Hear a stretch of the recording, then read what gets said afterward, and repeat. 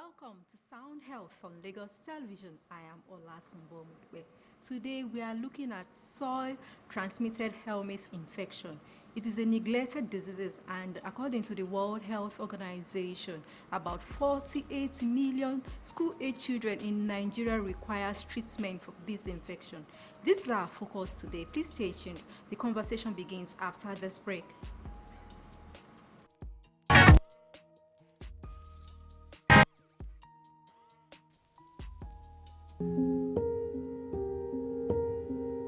I would say there are three kinds of health emergencies that can be triggered by climate change. First is those direct emergencies: heat waves, wildfires, floods, droughts, and so on. The same burning of fossil fuels, which is driving the climate crisis, also contributes to about 7 million deaths a year that we suffer from air pollution. Climate crisis is undermining all of the environmental determinants of health. It's making it harder to provide water and sanitation or food systems, and it's actually rising sea levels, which are making some parts of the world uninhabitable.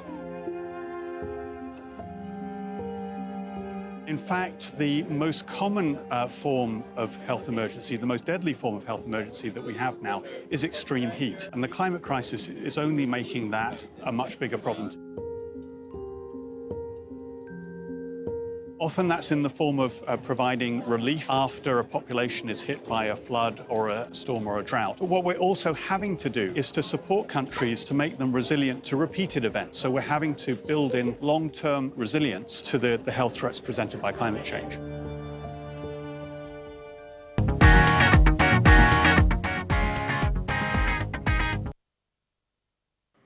Welcome back. The program is still Sound Health on Lagos Television, and joining us via Zoom this evening is Maryann Edeh, Senior Manager, Evidence Action, Southwest Nigeria, and she is going to tell us the essence of deworming in treating or checking soil-transmitted Helminth infection in Nigeria. Good evening, Maryann Edeh, and thanks for joining us. Good evening to you, and happy to be here. Soil-transmitted Helminth is one of the neglected tropical diseases common in tropical and subtropical areas like Nigeria. Soil-transmitted Helminth is common among school-age children, at-risk school-age children exposed to poor sanitary conditions and poor hygiene outcomes within their communities. Diseases like the soil-transmitted Helminth are common in areas with poor sanitation amongst marginalized people tagged as the poorest of the poor in country. Okay, so let's bring it closer to home now. To a layman, what does this disease mean? Is there any other name that is called? So it's commonly called worm infection. And some of the common worms that causes this disease is the roundworm that we have seen that have been there since way back as old as when our forefathers, our grandparents were alive. But generally speaking, these worms are categorized as worm infections that are common in at-risk school-age children due to the conditions that they are exposed to while at school and at home. Okay, this is not the first time we are hearing about worms. Like you said, it's been ongoing, it's been in existence before now. So tell us, what are the dangers of worms, these intestinal worms, when not treated, or if not treated, or if left untreated? And thereafter, we'll look at the risk factors. Okay, so some of the key effects of these worms, especially on the vulnerable school-age children that are exposed, the fact that it affects their education, such that children who are infested with these worms are unable to stay in school, they are unable to stay in school and also participate in school activities, which ultimately affects their school performance. It also affects their health outcomes in the sense that it leads to malnutrition, and then looking at their outcome in life generally, looking at their livelihood over a certain period of time, it's clear that research has shown that children who are left untreated are unable to reach their full potentials in life, comparing them to their peers. Okay. So yeah, it has a lot of debilitating effects on children and also has a way of affecting their performance in school and down to their livelihood long term. what does deworming has to do with the treatment or checking of STH in school-age children? And then have you also seen or encountered adults that did not treat or check STH? Yeah, so we just speaking to your first question, when children are left untreated, it goes a long way to affect not just the child, the household, the community, and the general populace at large. And the reason why this is so is because if you look closely at the transmission circle of these worm infections, you would find that an infested child or a child infested with these worms will, in the nearest future, him or herself defecate outside in an open space or in a very poor sanitary condition area. The child defecates, and once that happens, the rains come and they wash the eggs from the worms into the water stream or the stream or river or the coastal areas. And once that happens, the circle continues because that same water is used and other community members are exposed to that same contaminated water, and the vicious circle continues. If we do not deal with the worms in the children now, and even in the general populace at large, the transmission will continue. So that's why it's very important to begin to conduct this mass administration of medicines, this mass deworming campaigns, such that we're able to end the transmission of these worms and also ensure that even those who are not infected do not pick up the worm. Okay, apart from the mass administration of these medicines now, it is obvious that we need a strong or effective WASH program in place. Tell us, how does WASH programs, especially sanitation, combat or help put in place the necessary measures? So just looking at diving into how these worms are transmitted. Earlier speaking, I talked about the fact that poor sanitation contributes is a major determinant for this, for the prevalence of this worm infection. So the worms thrive in soils that are contaminated, in areas that are contaminated, and they also thrive where hygiene is very poor or low. Okay. So WASH in its entirety, which is water, sanitation, and hygiene, when promoted, can reduce or mitigate against the spread of these worms.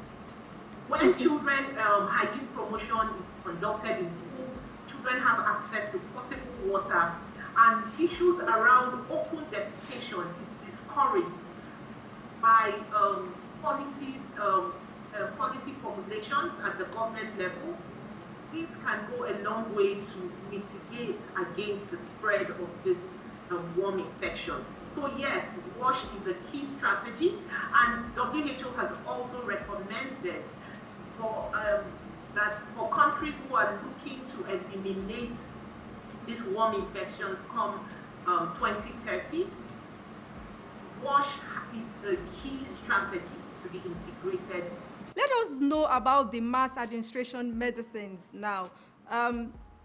What is the routine? You talked about a campaign earlier. How often should how often should school-age children, this category of children, should be dewormed? Thank you very much. So the recommended guideline for deworming is biannually, that's twice in a year, within the space of 5 to 6 months, yearly. For this campaign in Lagos State, targeting the 10 LGAs, the Lagos State government, in partnership with the Federal Ministry of Health and with support from Evidence Action, will be deworming in Lagos State twice this year. Now, the second round targets very high burden LGAs, which are just 3 of them, while this first round takes into account the 10 LGAs. Okay, so what? So it's twice a year. Okay, when you say high burden LGAs, tell us about these local governments and tell us why are they selected? Okay. So in 2014-2015, a baseline survey was conducted in Lagos just to ascertain the prevalence of these worm infections in Lagos State. From the findings from this research showed that 12 LGAs are endemic for soil-transmitted helminths, and these 12 LGAs are Deworming, Modupe, Apapa, Badagry, Ibejuleki, Epe,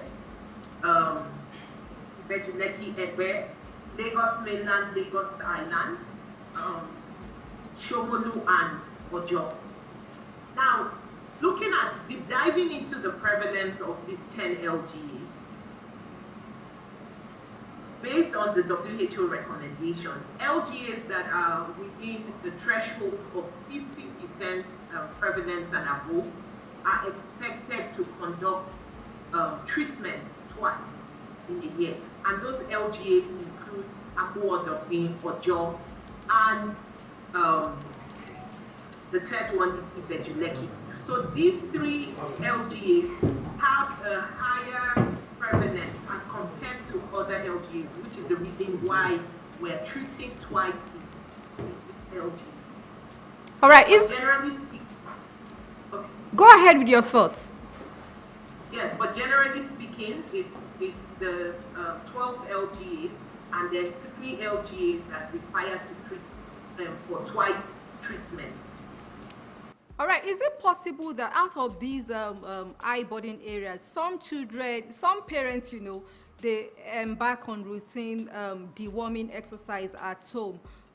Is it possible that these same children can still partake in the mass deworming exercise in school? Are they allowed to participate? Thank you very much. So just to quickly note that, yes, I totally agree with you. There are ongoing on-program deworming that is not captured in this current mass administration of medicine. And these are like the examples you have shared. So when parents treat, and then when private schools, we have a group of private schools that also treat their school-age children within this age, they have their routine deworming treatment in their schools.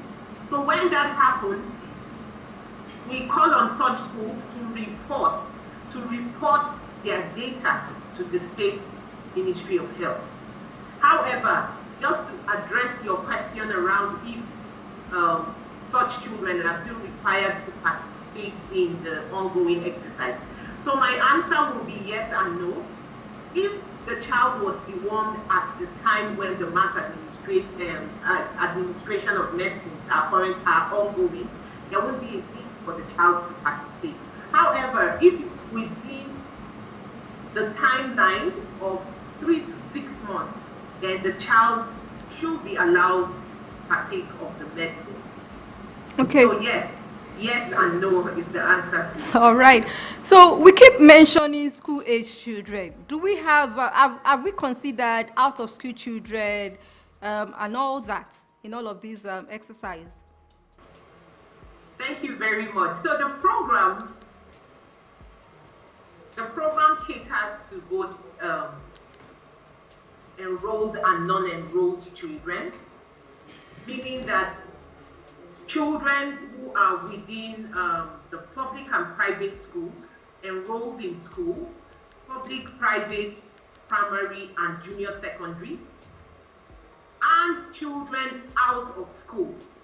The program design enables, trains a crop of ad hoc community health workers who are tasked with deworming in communities, specifically targeting children that are not in school, children out of school. So yes, the program covers for all school-aged children, whether enrolled or non-enrolled or out of school. Okay, let us discuss myths and misconceptions around deworming now. We've heard most people say, if I take a deworming pill, I'll end up excreting or vomiting worms. For the fear of that, they avoid deworming. Tell us, can you briefly dispel some myths and misconceptions you've heard in your field of work? Thank you very much. So we've had parents also say to us that these worms, they were not asked for, they have not asked or requested for deworming medicines. They are more interested in food to support their household. We've also heard people call the medicines killer medicine or even expired medicine. Just to quickly allay the fear of the general public, these medicines have been vetted and approved by the Federal Ministry of Health and the State Ministry of Health before use. Remember that the medicines used for this mass deworming campaign are donated through the WHO donation program that certifies the medicines before they are received in the country. So this is just to say that beyond the medicines being free of charge, the medicines are very safe and they have gone through the review and certification process in country before approvals were given. All right. Some myths we've heard again around deworming is the fact that when you take the deworming medicines, you will faint or something bad will happen. We've heard that a lot from children on the field. And this is the myth, really.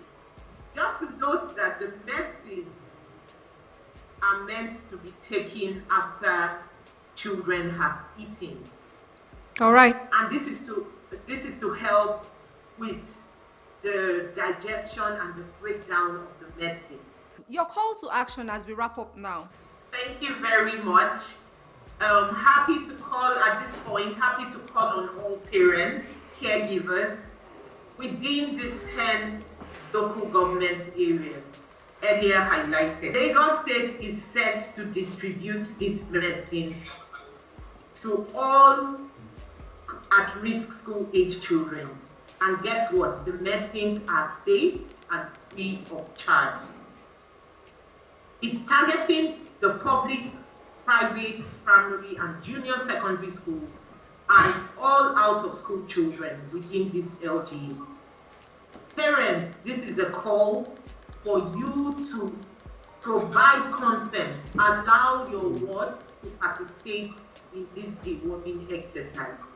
And we're hopeful that as they partake of it, we will continue to see their health outcome improve as expected. We're also calling on the government stakeholders to continue to support and ensure that this exercise remains available to all stakeholders, all the general populace of Lagos. Thank you very much for your time. All right, Maryann Edeh, Senior Manager, Evidence Action Southwest Nigeria. Thank you so much for your time on Soundhealth. We are really glad that you were able to dispel some myths and misconceptions about deworming in Nigeria. Thank you too. All right, Sound Health continues with trending health report from around the world. Please stay tuned.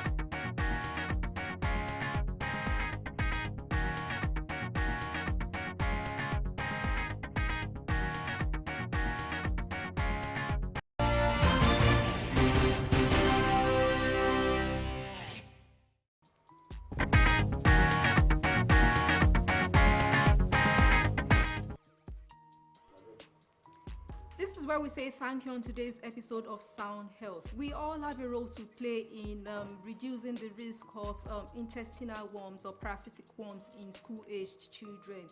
Parents should allow their kids participate in the ongoing school deworming program.